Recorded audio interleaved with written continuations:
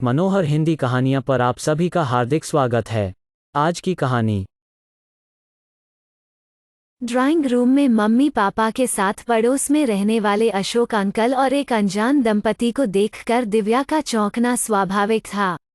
लगता है बिटिया ने मुझे पहचाना नहीं, अनजान सज्जन हंसे।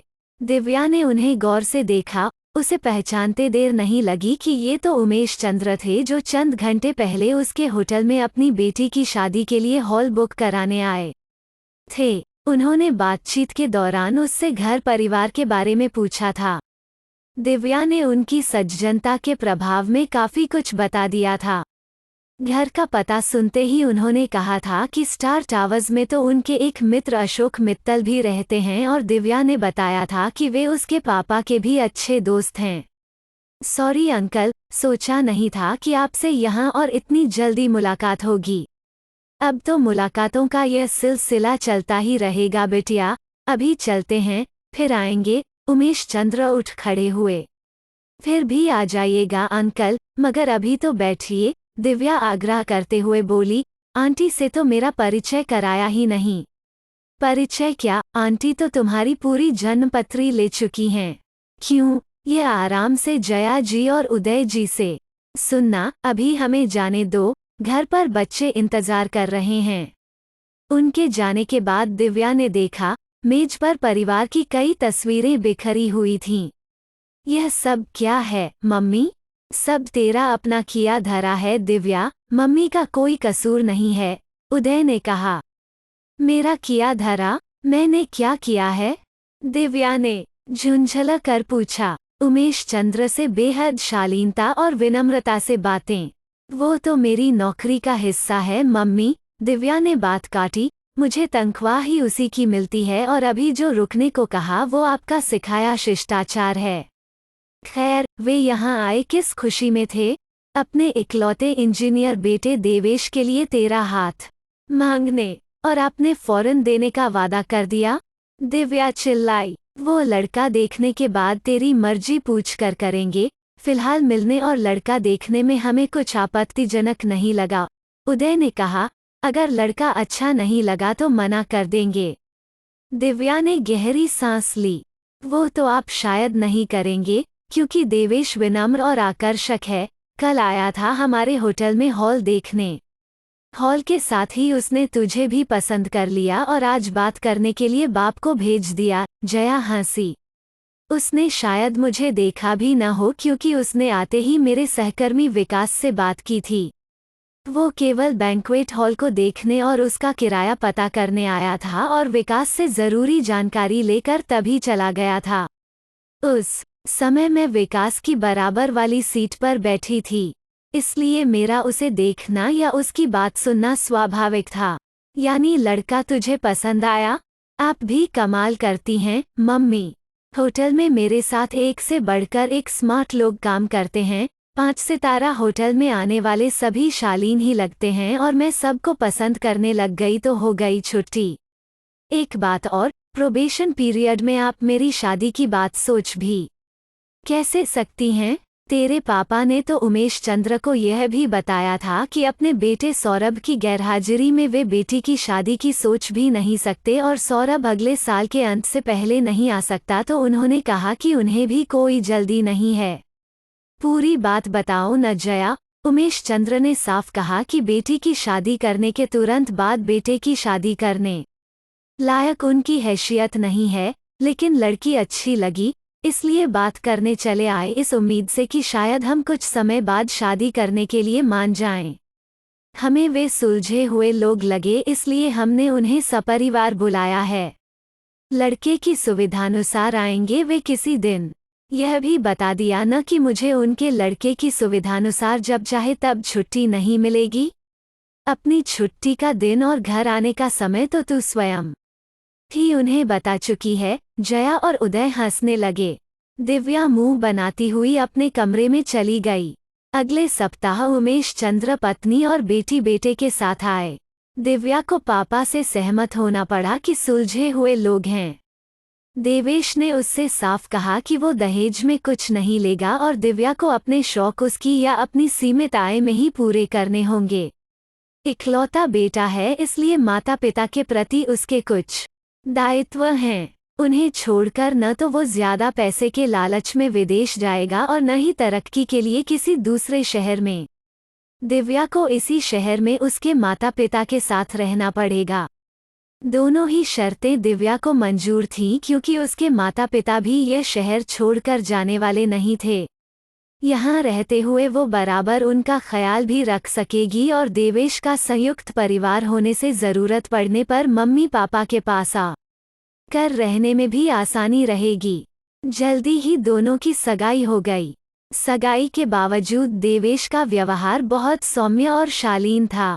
वो दिव्या को फोन करता था, उससे मिलने आता और घुमाने भी ले जाता था, लेकिन दिव्या की सुविधानुसार। उसका कहना था कि प्रोबेशन पीरियड पूरे करियर की नींव है। अगर वो पुख्ता हो गई तो बुलंदियों को छूना मुश्किल नहीं होगा। दिव्या का भी यही सपना था, होटल की सर्वोच्च कुर्सी पर बैठना। देवेश जैसे समझदार जीवनसाथी के साथ अब यह मुश्किल नहीं लग रहा था। दिव्या के प्रोबेशन पीरियड पूरे होने से कुछ रोज पहले सीढ़ियों से गिरने के कारण जया के दाहिने कंधे की हड्डी कई जगह से टूट गई। कई घंटे के ऑपरेशन के बाद कंधे को जोड़ तो दिया गया, लेकिन डॉक्टर ने उन्हें आराम और एहतियात बरतने को कहा था।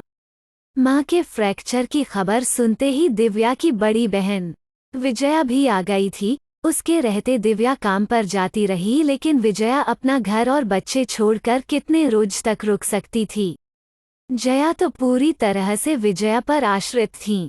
उन्हें सहारा देकर उठाना बैठाना, यहाँ तक कि एक खास अवस्था में लिटाना तक पड़ता था।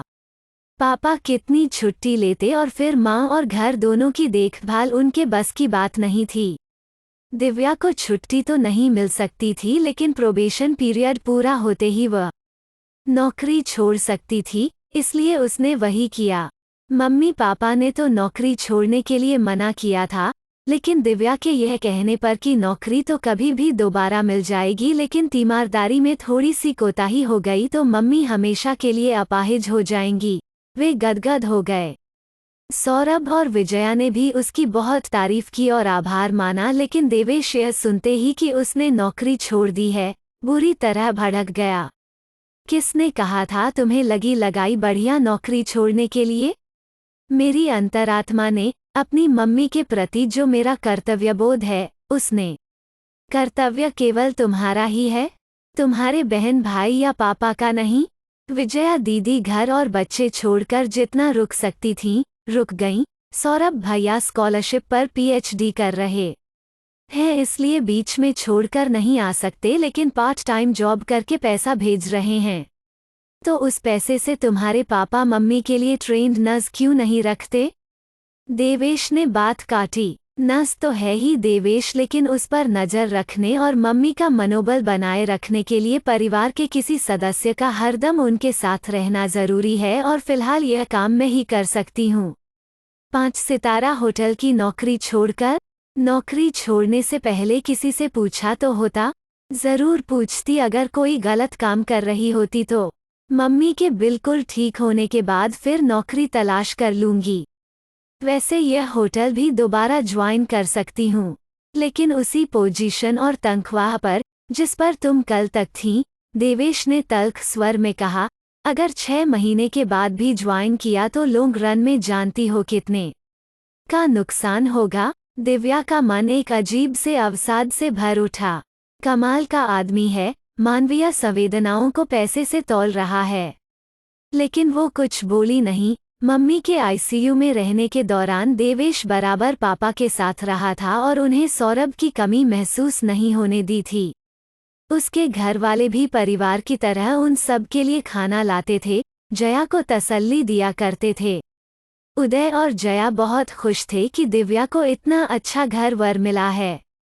दिव्या को लगा कि नौकरी में अनुभव होने के कारण शायद देवेश को मालूम होगा कि नौकरी में वरीयता की क्या अहमियत है, मगर दिव्या की वरीयता तो मम्मी की संतुष्टि और सेहत थी।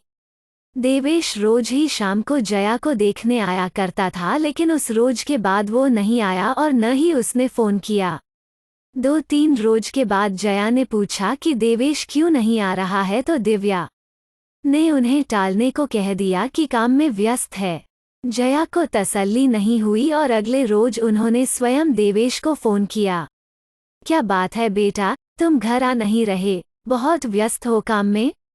काम छोड़कर दिव्या बैठ तो गई है आपके सिरहाने, देवेश ने तल्ख स्वर में कहा। हाँ बेटा, रात दिन साई की तरह मेरे साथ रहती है। तभी कह रही हूँ कि तुम आ जाओगे तो उसका ध्यान बंटेगा, हंस बोल लेगी तुमसे। उसके हंसने बोलने की तो आपको फिक्र है, लेकिन उसके करियर की नहीं। अभी भी देर नहीं हुई है, उसे समझा कर भेज दीजिए काम पर। देवेश के स्वर में व्यंग्य था या आदेश, जया समझ नहीं सकी। देवेश को शायद दिव्या का नौकरी छोड़ना पसंद नहीं आया। जया ने शाम को उदय के घर लौटने पर कहा। शायद क्या, बिल्कुल पसंद नहीं आया, दिव्या बोली। सुनते ही बौखला गया और लगा उल्टा सीधा बोलने। कुछ ऐसा ही हाल उसके पिताजी का भी हुआ था। उदय ने हंसकर कहा। वे भी बौखला कर कहने लगे कि दुनिया में बहुत से लोग बाएं हाथ से सब काम करते हैं, जया जी भी करना सीख लेंगी। उसके लिए दिव्या का करियर क्यों खराब कर रहे हैं? सोचा नहीं था कि उमेश चंद्र जी जैसे सज्जन व्यक्ति ऐसी बेहुदा बात कर सकते हैं। जब उन्हें पसंद नहीं है तो तेरा काम पर लौटना ही मुनासिब होगा, दिव्या, जया ने चिंतित स्वर में कहा। काम पर तो लौटना है ही और जरूर लौटूंगी मम्मी, लेकिन तब जब आप बिल्कुल ठीक हो जाएंगी, यानी मुझे अपने हाथ से बनाए पराठे खिलाकर काम पर भेजेंगी। और अगर मैं इस काबिल न हुई तो? क्यों नहीं होगी? दिव्या ने जिरह की। ऑपरेशन से हड्डियां बिल्कुल सही बैठा दी गई हैं। बस अब इंतजार है उनके जुड़ने का, और वे भी सही जुड़ जाएंगी अगर आप फालतू में हिलेंगी डुलेंगी नहीं, और उसकी चौकसी करने को मैं हूँ ही। ससुराल वालों की नाराजगी की कीमत पर? वे अभी मेरे ससुराल वाले नहीं हैं मम्मी, और न ही फिलहाल उन्हें मेरे व्यक्तिगत मामलों में हस्तक्षेप करने का हक है। यह तो तू ठीक कह रही है बेटी, पापा ने बात काटी। नौकरी करना या छोड़ना एक नितांत व्यक्तिगत मामला है, खासकर उन लड़कियों के लिए जो शौक के लिए नौकरी करती हैं, पैसों के लिए नहीं। यही नहीं पापा, बात भावनाओं को समझने की भी तो है। जो लोग हमारे हालात और मजबूरियों को नहीं समझ रहे, वे सज्जनता का मुखौटा लगाए संवेदनहीन लोग नहीं हैं क्या? दिव्या ने पूछा। जहाँ पैसे का सवाल हो बेटा, वहाँ मध्यम वर्ग के लोग भावुक होने के बजाय अक्सर व्यवहारिक हो जाते हैं। लेकिन अभी तो पैसा उनकी जेब से नहीं जा रहा। दूसरी बात यह कि उन्होंने आपको बताया था कि अपने काम के प्रति मेरी निष्ठा से प्रभावित होकर वे आपसे मेरा हाथ मांगने आए थे। फिर अब अपने कर्तव्य या माँ के प्रति मेरी निष्ठा से उन्हें तकलीफ क्यों हो रही है?